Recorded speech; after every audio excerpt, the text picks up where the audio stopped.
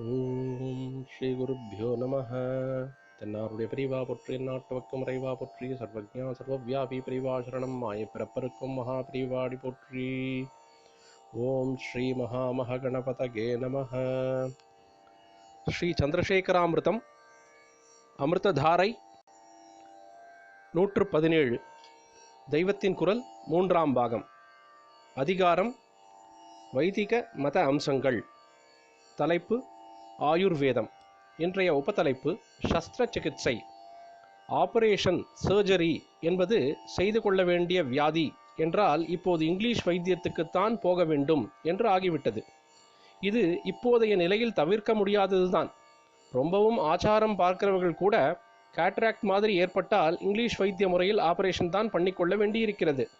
இதிலே இப்போது நாம் ஒன்றும் பண்ணிக்கொள்வதற்கு இல்லை என்றாலும் முற்காலத்திலேயே நம்முடைய ஜாக்கிரதை குறைவால் ஒரு தப்பு ஏற்பட்டுவிட்டது என்பது என்னுடைய அபிப்பிராயம். சர்ஜரி நம்முடைய வைத்திய முறையில் இல்லை என்று நாம் நினைக்கும்படியாக ஆகியிருப்பதுதான் அந்த தப்பு. வாஸ்தவத்தில் நம்மிடம்தான் ஆதியிலேயே ஆயுர்வேத சாஸ்திரம் ஏற்பட்ட புராதன காலம் தொட்டே சர்ஜரி என்பதான சஸ்திர சிகிச்சை இருந்திருக்கிறது. ஆயுர்வேதத்துக்கு 2 பெரியவர்கள் மூல புருஷர்கள். ஒருத்தர் சரகர், இன்னொருவர் சுஷ்ருதர். இவர்கள் எழுதிய சம்ஹிதைகள் தான் ஆயுர்வேதத்துக்கு மூல கிரந்தங்களாக இருப்பவை. சரக ரிஷி என்பது பதஞ்சலியே என தெரிகிறது. அக்னிவேஷ்ய ரிஷி எழுதியதை சரகர் விஸ்தாரம் செய்திருக்கிறார். வாக்பட்டர் எழுதிய அஷ்டாங்க ஹிருதயமும் ஆயுர்வேதத்துக்கு ஒரு அத்தாரிட்டி நூல். தமிழ் பாஷையில் கூட அநேக பிராச்சீன நூல்கள் சம்பிரதாயமாக வந்திருக்கின்றன. சரகர், சுஷ்ருதர் என்ற இருவரில் சரகர் மருந்து கொடுத்து குணப்படுத்துவது பற்றி சொல்கிறார். சுஷ்ருதர் சஸ்திர சிகிச்சை செய்து குணப்படுத்துவது பற்றி சொல்கிறார். பிசிஷியன், சர்ஜன் என்று இப்போது 2 பேரை சொல்கிறோம் அல்லவா? மருந்து கொடுப்பவன் பிசிஷியன், சஸ்திர சிகிச்சை செய்பவன் சர்ஜன். MBBS என்பதில் 2ம் அடக்கம். MB என்றால் மருந்து கொடுக்கிறவன், மெடிசின் பேச்சுலர்.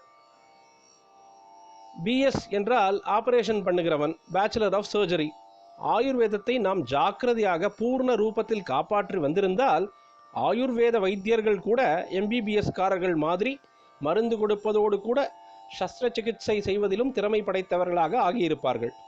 ஆனால் சரக சம்ஹிதை பிரச்சாரத்தில் வந்திருக்கிற மாதிரி சுஷ்ருதருடைய சர்ஜரி நூல் வராததால் நஷ்டம் அடைந்திருக்கிறோம். இதிலே என்ன பரிதாபம் என்று சொல்கிறேன். என்சைக்ளோபீடியா பிரிட்டானிகா என்ற வால்யூம்கள் பற்றி உங்களுக்கு நன்றாக தெரிந்திருக்கும். அதிலே ஒவ்வொரு சயின்ஸ், சாஸ்திரம், கலை பற்றியும் விவரமாக சொல்லியிருக்கும். 20-30 வருஷத்துக்கு ஒரு தடவை புதுசாக வருகிறவர்களையும் சேர்த்து திருத்தி அந்த புஸ்தகங்களின் புது எடிஷன் போடுவார்கள். அதிலே எந்த சயின்ஸானாலும் சாஸ்திரமானாலும் அதை பற்றின சரித்திரமும் போட்டிருக்கும். அது எங்கே முதலில் தோன்றியது, எந்த காலத்தில் தோன்றியது, எந்த காலத்தில் எவர் அதை எந்தெந்த பிரதேசங்களுக்கு கொண்டு போனார்கள் என்ற விவரம் கொடுத்திருக்கும். அதிலே என்ன போட்டிருக்கிறது என்றால், சர்ஜரி என்ற ரணச்சிகிச்சை வித்யை இந்தியாவிலேயே முதலில் தோன்றிற்று என்று இருக்கிறது. இங்கே இருந்து அது அரேபியா வழியாக கிரீஸ் தேசத்துக்கு போனதாகவும், அங்கே இருந்து இத்தாலிக்கு பரவி பிறகு ஐரோப்பா பூரா பிரச்சாரமானதாகவும் போட்டிருக்கிறது. இந்த சுஷ்ருதம் என்கிற சாஸ்திரத்தில் நவீன காலத்தில் ஆஸ்பத்திரிகளில் எத்தனை விதமான ரணச்சிகிச்சை ஆயுதங்கள் உபயோகத்தில் இருக்கின்றனவோ அத்தனை பற்றியும் சொல்லப்பட்டிருக்கிறதாம். புதிதாக கண்டெடுத்த சோடிகளை பரீட்சித்தும் ரிக்வேதத்திலிருந்து ஆரம்பித்து புராணம், காவியங்கள் முதலியவற்றில் உள்ள கதைகளில் ரோக நிவர்த்தி பற்றி இருப்பவற்றை இதோடு பொருத்தி பார்த்தால் பல அறிஞர்கள் அநேக ஆச்சரியமான சர்ஜரி நுணுக்கங்கள் எல்லாம் நம் பூர்வீகர்களுக்கு நன்றாக தெரியும் என்று காரணம் காட்டி எழுதி வருகிறார்கள்.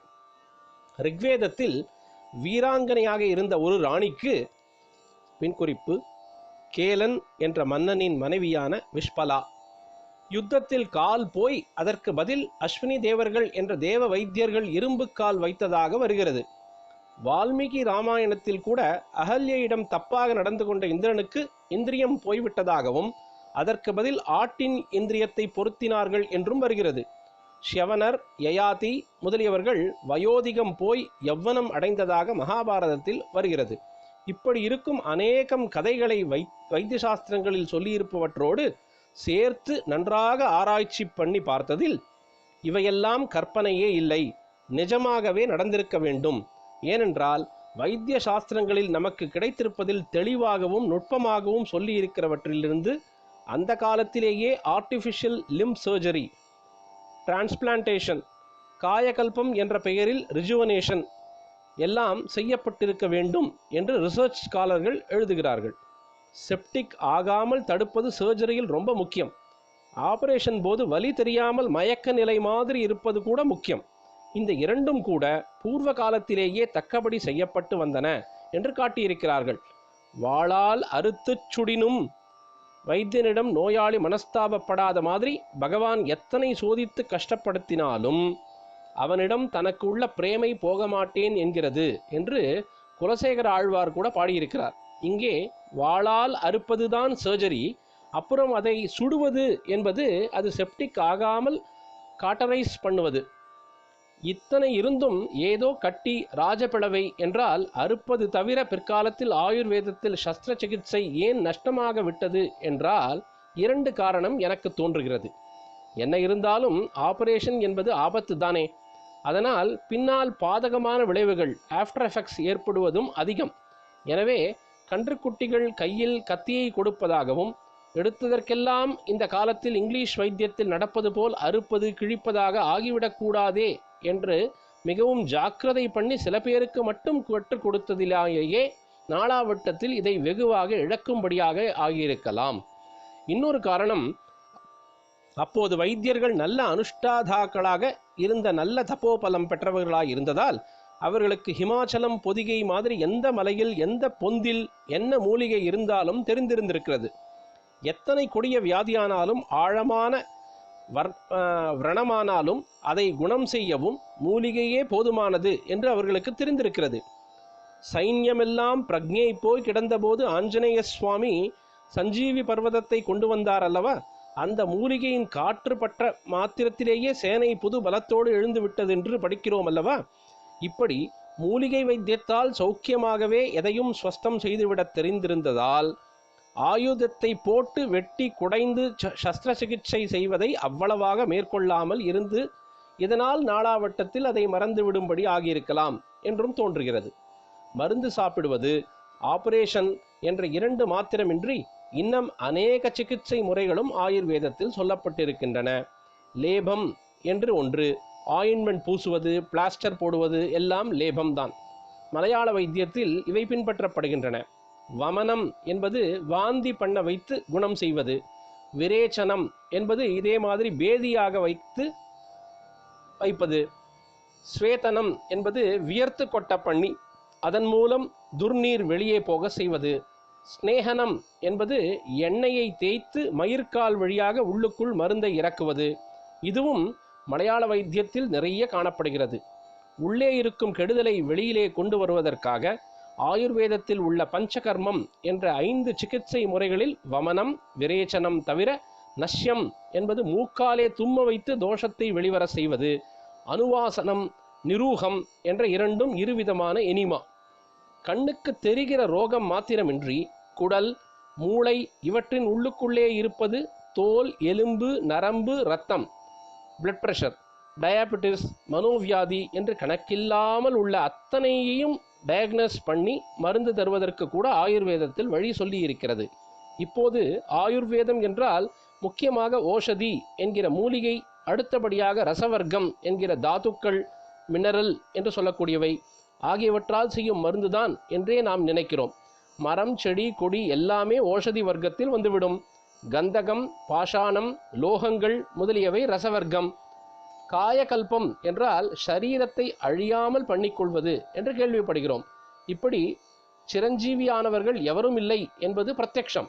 ஆனாலும் இப்படி காய சித்தி பண்ணிக்கொண்டு பிற்பாடு இந்திரிய விரயம் ஏற்படாமல் சுத்தர்களாக, சாந்தர்களாக இருந்தவர்கள் மற்றவர்களை விட வெகு நீண்ட காலம் நோய் நொடி இல்லாமல் இருந்தார்கள் என்று தெரிகிறது. யோகம், தபஸ், ஞானாபியாசம் முதலியவை செய்வதற்கே உடம்பு திடமாகவும் தீர்க்க காலம் உள்ளதாகவும் வைத்துக்கொள்ள வேண்டும் என்று காயசித்தி பண்ணிக்கொண்டாலே ஜாஸ்தி பலன் தருவதாகவும், போக போக்கியங்களை அனுபவிப்பதற்காக பண்ணிக்கொண்டால் அவ்வளவு பலிக்கவில்லை என்றும் தோன்றுகிறது. காயகல்ப முறையில் ரசாயன சாஸ்திரம் நிறைய வந்துவிடும். பசு மந்தையில் இருந்து கொண்டு செய்கிற ரசாயன சேவை, நெல்லி மரத்தடியில் செய்யும் ரசாயன சேவை என்றெல்லாம் கூட உண்டு. தர்மசாஸ்திரத்தின் பாப புண்ணியமே வைத்திய சாஸ்திரத்தில் ஹிதம் அஹிதம் என்று வருகிறது என்று நான் சொன்னதற்கு இதுவும் சான்றாகிறது. கோதூளி பட்டாலே பாப நிவர்த்தி, நெல்லி மரத்தின் கீழே தியானம் பண்ணினால் அதற்கு எஃபெக்ட் அதிகம் என்று தர்மசாஸ்திரங்களில் இருப்பதை இந்த ரசாயன சேவைகள் வைத்திய ரீதியில் பயனுள்ளவையாக கொண்டு வந்து விடுகின்றன. மொத்தத்தில் காய சித்தி முறைகள் தேகத்தில் புது மாம்சம், இரத்தம் இவற்றை உண்டாக்கி ஆயுசை விருத்தி பண்ணுபவை ஆகும். அமிர்தம் தொடர்ந்து பொழியும். பிரதோஷ சங்கர பிரத்யக்ஷ சங்கர தென்னாருடைய பெரிவா போற்றி, எந்நாட்டுவர்க்கு மறைவா போற்றி, சர்வஜா சர்வவியாபி பெரிவா சரணம், மாய பிறப்பருக்கும் மகா பெரிவாடி போற்றி.